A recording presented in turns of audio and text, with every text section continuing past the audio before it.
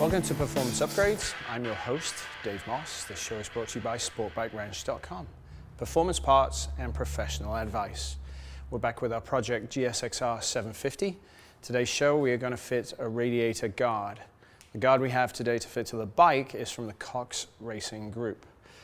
Why do we have a radiator guard? Well, I can attest to that from my own personal experience of being pulled out of a 4-hour endurance race because the radiator itself got holed. We had nothing in front to protect the radiator or deflect. As it turned out at that point, it was a valve stem cap, punching a hole through the radiator, which killed our race, and we were out. So fitting one of these products is a great idea in protecting your radiator. If you think about riding every day, you're always throwing up rock chips, street, especially compared to the track environment. So having a product like this is great. What we're going to do is show you how, in this instance, a Cox Racing Group guard fits onto the bike and the procedure that's involved. So let's get to it.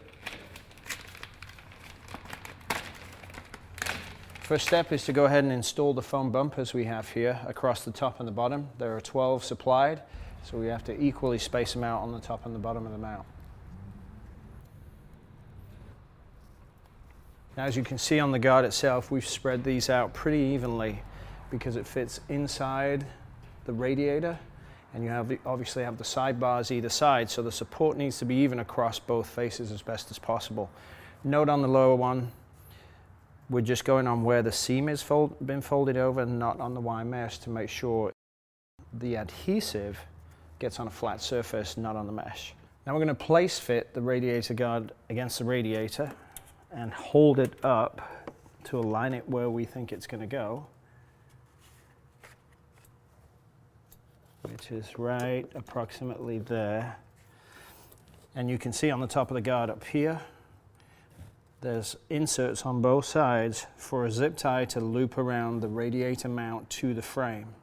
So we'll pull this down, we'll put our zip ties in place, and then we'll loop it into position and feed the zip tie through the mount.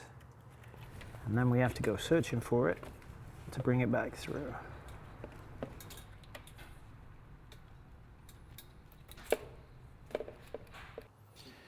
Now that we've got the zip ties holding our guard in place, the next thing we need to do is remove the bottom mount. Now at the base of the radiator, there's a mount securing the radiator to a bar that goes to the engine itself. So we quite simply just need to undo this. In our case, with what we have here, it's an Allen and a 10mm nut. Next, go ahead and locate the radiator guard in position, making sure that the base of the radiator guard fits appropriately into position.